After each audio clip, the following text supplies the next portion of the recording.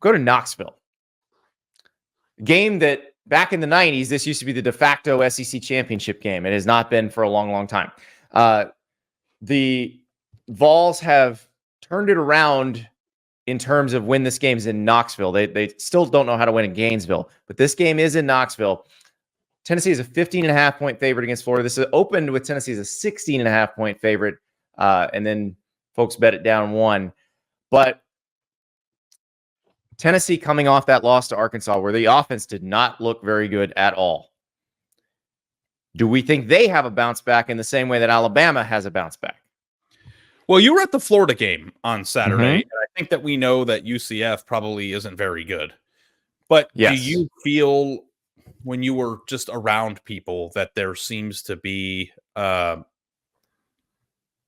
some excitement or some rejuvenation in the attitude of the program and the players that are on the team? Like, do you think that they have fight in them right now? I do think they have fight in them. I just don't know that in the styles make fights version of this, that their style is going to be very effective against Tennessee. Here's something that was going on in the Florida UCF game that will not be going on in the Florida Tennessee game. So Florida struggled actually against Mississippi State, which runs the same offense as Tennessee. Florida struggled to get defensive calls in. And allegedly they worked for 2 weeks on this at practice. But if you watch the UCF game, they were still struggling to get defensive calls in. Like, UCF was lined up and Florida defenders were looking at the sideline waiting for the call. Now, UCF, for whatever reason, like, Gus Malzahn needs to explain this, just sat there.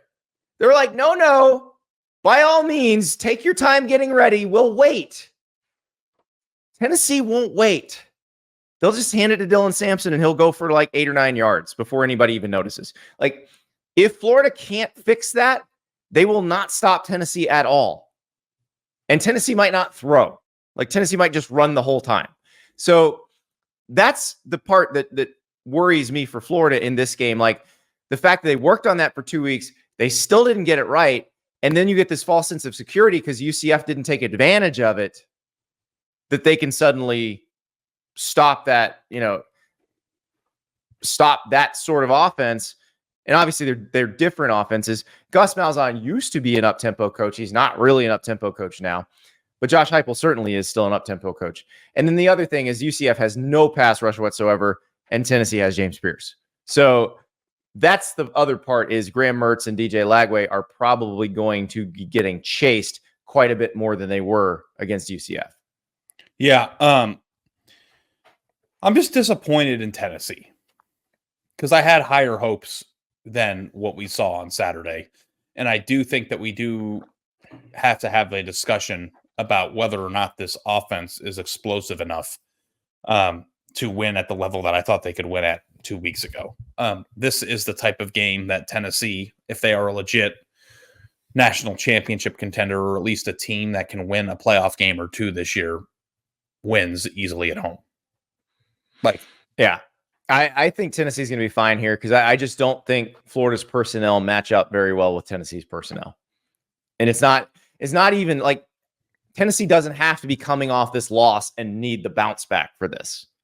This is just a bad matchup for Florida, I think.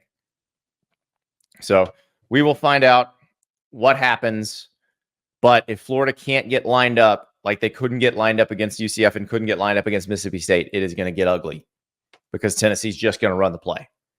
Now, Florida fixes that. Maybe we have a little bit different game. Maybe we have a little bit closer game. But I am going to take Tennessee to cover here just because, again, I don't think the styles are real compatible. Yeah, I'm on Tennessee here too. All right. You know what I'm on? PrizePicks, America's greatest daily fantasy game. Download the app. Use the code STAPLES. Play $5. Get $50 instantly. Looking at the board for Monday Night Football tonight, we got a little Saints and why am I blanking? The Chiefs. Saints and the Chiefs. Patrick Mahomes, of course, playing in this one. I was trying to decide what to do. Like, do I do a solidarity with my son's fantasy team PrizePicks play? Because he has Chris Olave and Travis Kelce in this game. So do I do a more than receiving yards on Chris Olave and Travis Kelce just to support my son in his? Are you guys watching the game together? Always. I mean, it's the number one rule of playing these types of games. You ride with your boys. You know what I mean? Yeah. All right. So So I'm gonna sprinkle in a little on Travis Kelce and Chris Olave more than their receiving yards totals. Both are in the high 50s on the PrizePicks number, but that's how you play it. You pick at least 2 squares. The more squares you pick, the higher the potential payout, and you just play. They got NFL, college football, NBA season's about to start. MLB playoffs are going on. They have esports. You name it, they got it at PrizePicks. Download the app, use code Staples, play $5, get $50 instantly.